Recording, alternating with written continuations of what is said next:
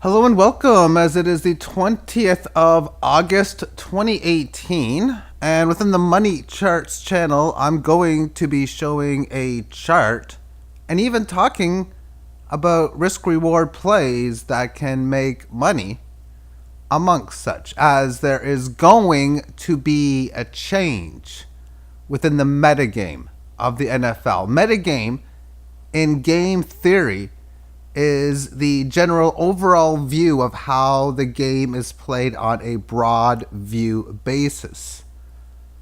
And thus, it's going to be different this year than it was in last year's game. So let's start off within looking at the scores of the Week 2 preseason games played Thursday through Saturday.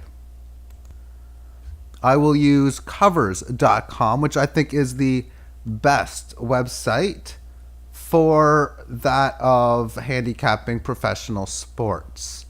New England defeated Philadelphia by a count of 37-20. Washington over the Jets 15-13. Green Bay beat Pittsburgh 51-34. Kansas City over Atlanta 28-14. I'm just going to go over the score numbers from here. 30-17, 27-20, 19-17, 14-10, 20-15, we got 21-13, we got 19-15, 16-13, 30-14, 24-14, and 24-23. That's an average score per team of 20.94. Last year, in the second week of the preseason, the average team scored 18 points. When we look at tonight's game, 8 o'clock Eastern time, Baltimore against Indianapolis. I think Baltimore's an interesting play, but they're favored on the road, which sucks.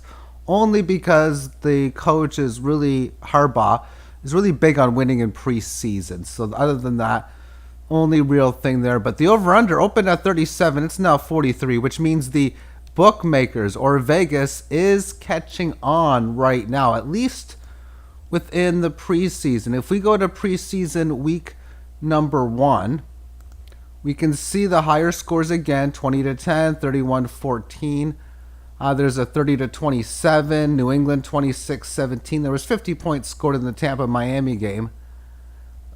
Green Bay 31-17. And preseason games have less points because when you talk about bad offenses, which is what you get in these preseason games with second, third, and fourth string players, the lower scoring games are always going to prevail with bad defense and bad offense versus good offense and good defense. But going on average points again, the average was 21.2 for each team, where last year in the first week it was 18 and 1/3.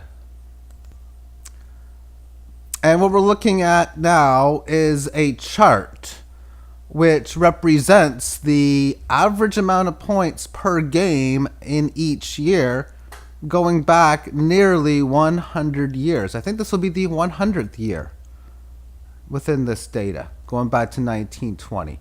Back in the days where the forward pass was illegal, it was hard to get games over 20 points a game.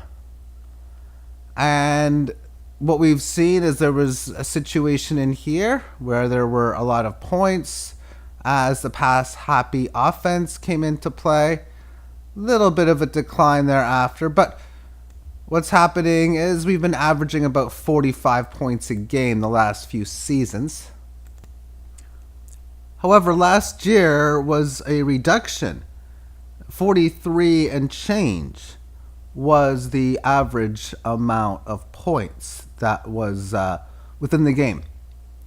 Now, the rules this year are very, very strict amongst the helmet that defenders have and how they cannot use it as a form of tackling on any part of the body, which is going to cause two things. It's going to cause more penalties. And watching the preseason games, it's been interesting to see the least, as the flags are coming several times a game. And this is going to force players to basically be less aggressive and it's going to be difficult, or more difficult anyway, for them to get the ball handler to the ground.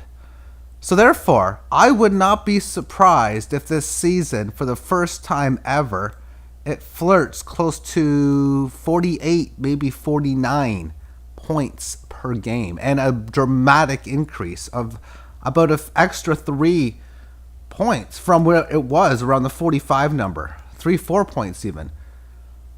And that is where I'm going to be going with it, because the game is going to be changing, and as the years have went on through this whole period, the NFL has put with player safety issues, have made it so that defenders have less, whether you use the word freedom, rights is a better word, to be able to, within the hitting, making it easier for the quarterbacks to have great plays. So Aaron Rodgers, Tom Brady, Matt Ryan, Carson Wentz, all the great quarterbacks are going to have an easier time. And then, of course, the ball carriers, the Antonio Browns and Ezekiel Elliott's, and all the guys that will be handling the ball, they're not going to get hit as hard, and it's going to be easier for extra tackles to be broken here and there. Of course, throwing in the extra 15-yard penalties that the defenses